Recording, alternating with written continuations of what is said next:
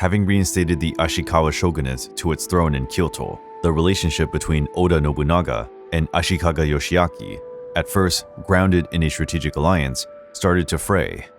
Although Nobunaga looked at it as an opportunity to expand his influence and cement his position as the real power behind the throne, Yoshiaki hoped to recapture the authority that the dynastic shoguns had long since lost. These differing goals led to a rift between the two, which intensified over time. One of the main reasons for the tension was Nobunaga's centralizing posture. He had no hesitation in imposing his authority over Kyoto and its surroundings, rearranging the local government and limiting Yoshiaki's influence. Although the shogun had just been restored to the throne, he soon found that his position was more of a symbolic nature than a real one, as Nobunaga made the key decisions in both the political and military fields. In his new powerful position, Nobunaga aspired to even greater goals. He sought the complete unification of Japan, ending the chaos of the Sengoku period, where rival clans were constantly fighting for power and authority. To that end, he centered his efforts on subduing rival clans and cementing central authority. One of his immediate goals was to undermine religious factions, such as the Ikkō-ikki, who were a significant threat to his authority. The Ikoiki were groups of warrior monks and armed peasants pursuing the teachings of Pure Land Buddhism and fiercely opposing the control of the daimyos. They managed strategically important territories like the Kaga region and Osaka's powerful Ishiyama Hoganji Castle, acting as a stronghold of military and spiritual resistance. Nobunaga saw the Ikoiki as a counter to the powerful centralization he wanted to establish. While Nobunaga was establishing his dominance, Ashikaga Yoshiaki secretly began scheming to weaken him. Growing increasingly displeased with his symbolic role and determined to restore the shogunate's autonomy, Yoshiaki began a series of diplomatic and political moves to form alliances against Nobunaga. He looked for support from powerful clans such as the Takeda, Azai, Asakura, and Mori, besides stirring up revolts from religious groups including the Ikoiki, offering them moral and political support in return for the resistance to Nobunaga's power. His actions did not go entirely unnoticed by Nobunaga, who quickly perceived the threat posed by the shogun's maneuvers.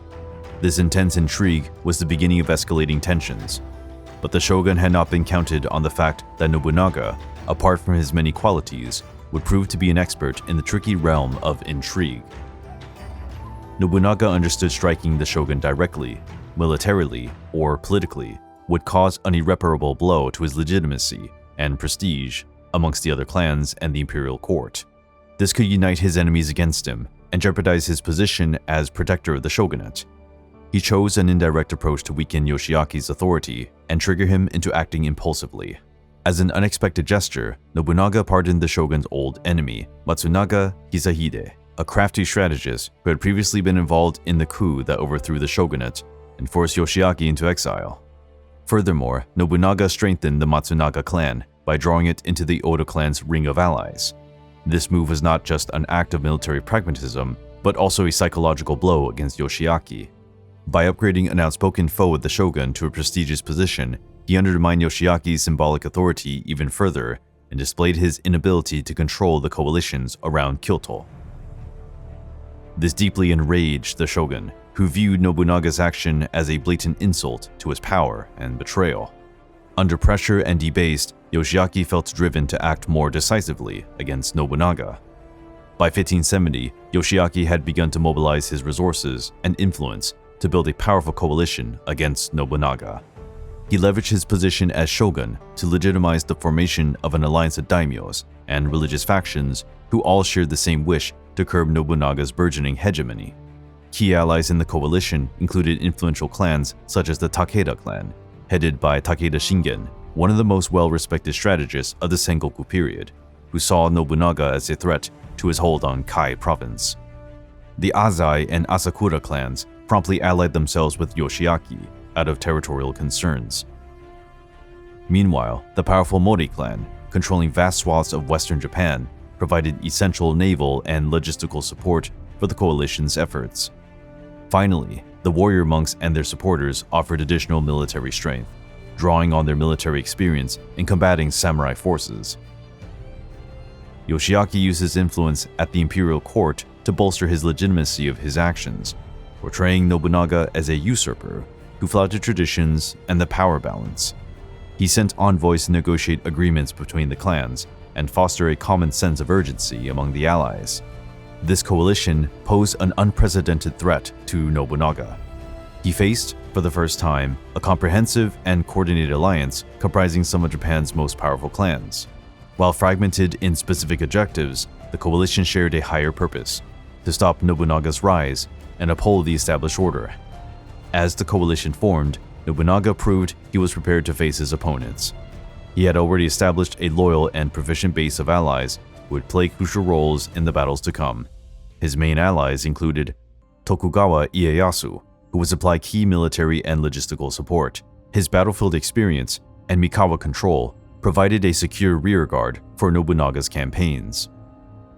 Toyotomi Hideyoshi, noted for his creativity and improvisational skills, was an all-around commander who skillfully led troops.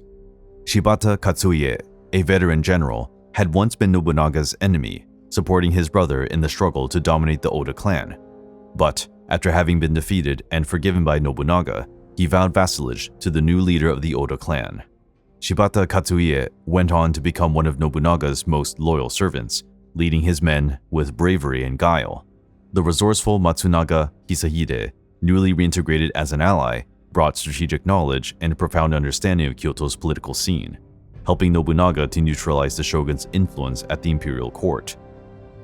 Besides his allies, Nobunaga had a well-equipped and trained army.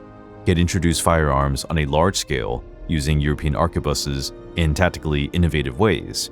This technology provided him with a significant advantage over traditional armies, because, with minimal training, he could instruct a peasant in the use of these weapons, while it took years to educate a competent archer. His abilities to quickly mobilize resources and maintain efficient supply lines also enhanced his logistical superiority. Nobunaga guaranteed that his soldiers were well-fed, armed, and motivated. He also played an effective role in dividing his opponents, harnessing internal rivalries between coalition members. He bargained with smaller clans to secure that part of the alliance would remain inactive or even change sides during conflicts. With skilled allies, superior military power, and a flawless strategic approach, he was poised to take on the coalition led by Yoshiaki. Nobunaga was also about to face his biggest challenges yet: